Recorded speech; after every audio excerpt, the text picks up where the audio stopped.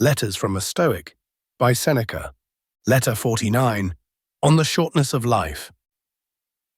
A man is indeed lazy and careless, my dear Lucilius, if he is reminded of a friend only by seeing some landscape which stirs the memory. And yet there are times when the old familiar haunts stir up a sense of loss that has been stored away in the soul, not bringing back dead memories, but rousing them from their dormant state, just as the sight of a lost friend's favourite slave, or his cloak, or his house, renews the mourner's grief, even though it has been softened by time. Now, lo and behold, Campania, and especially Naples and your beloved Pompeii, struck me when I viewed them with a wonderfully fresh sense of longing for you. You stand in full view before my eyes. I am on the point of parting from you.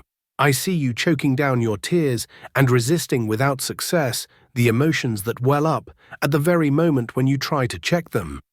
I seem to have lost you but a moment ago. For what is not but a moment ago when one begins to use the memory?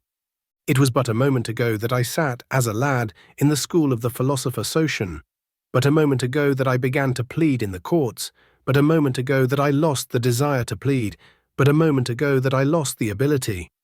Infinitely swift is the flight of time, as those see more clearly who are looking backwards. For when we are intent on the present, we do not notice it, so gentle is the passage of time's headlong flight. Do you ask the reason for this? All past time is in the same place. It all presents the same aspect to us. It lies together. Everything slips into the same abyss.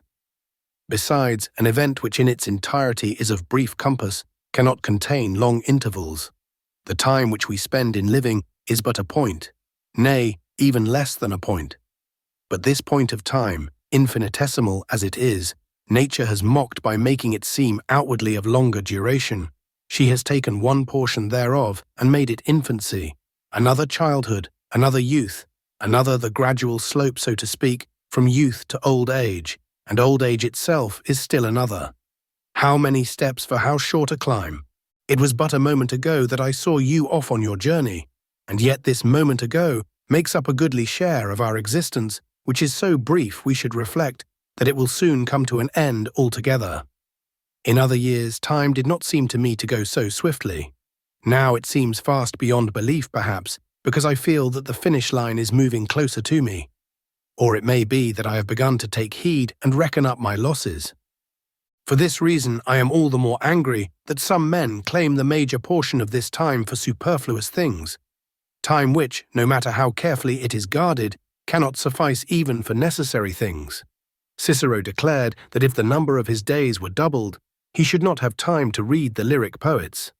And you may rate the dialecticians in the same class, but they are foolish in a more melancholy way.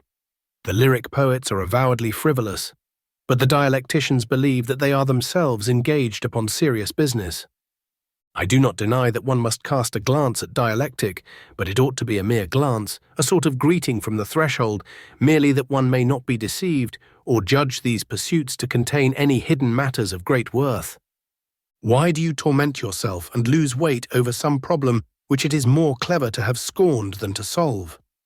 When a soldier is undisturbed and travelling at his ease, he can hunt for trifles along his way, but when the enemy is closing in on the rear, and a command is given to quicken the pace, necessity makes him throw away everything which he picked up in moments of peace and leisure. I have no time to investigate disputed inflections of words or to try my cunning upon them. Behold the gathering clans, the fast-shut gates, and weapons whetted ready for the war. I need a stout heart to hear without flinching this din of battle which sounds round about. And all would rightly think me mad if, when greybeards and women were heaping up rocks for the fortifications, when the armour-clad youths inside the gates were awaiting or even demanding the order for a sally, when the spears of the foemen were quivering in our gates and the very ground was rocking with mines and subterranean passages, I say they would rightly think me mad if I were to sit idle, putting such petty poses as this. What you have not lost, you have. But you have not lost any horns, therefore you have horns. Or other tricks constructed after the model of this piece of sheer silliness.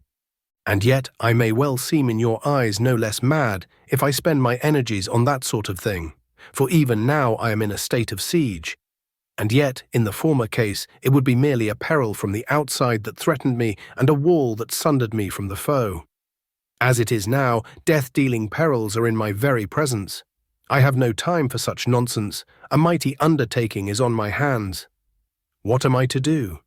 Death is on my trail, and life is fleeting away. Teach me something with which to face these troubles. Bring it to pass that I shall cease trying to escape from death, and that life may cease to escape from me. Give me courage to meet hardships. Make me calm in the face of the unavoidable. Relax the straitened limits of the time which is allotted me. Show me that the good in life does not depend upon life's length, but upon the use we make of it. Also, that it is possible, or rather usual, for a man who has lived long to have lived too little. Say to me when I lie down to sleep, "You may not wake again," and when I have waked, "You may not go to sleep again." Say to me when I go forth from my house, "You may not return," and when I return, "You may never go forth again." You are mistaken if you think that only on an ocean voyage there is a very slight space between life and death.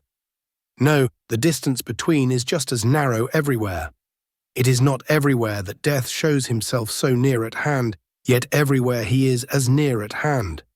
Rid me of these shadowy terrors, then you will more easily deliver to me the instruction for which I have prepared myself. At our birth, nature made us teachable, and gave us reason, not perfect, but capable of being perfected. Discuss for me justice, duty, thrift, and that twofold purity, both the purity which abstains from another's person, and that which takes care of one's own self.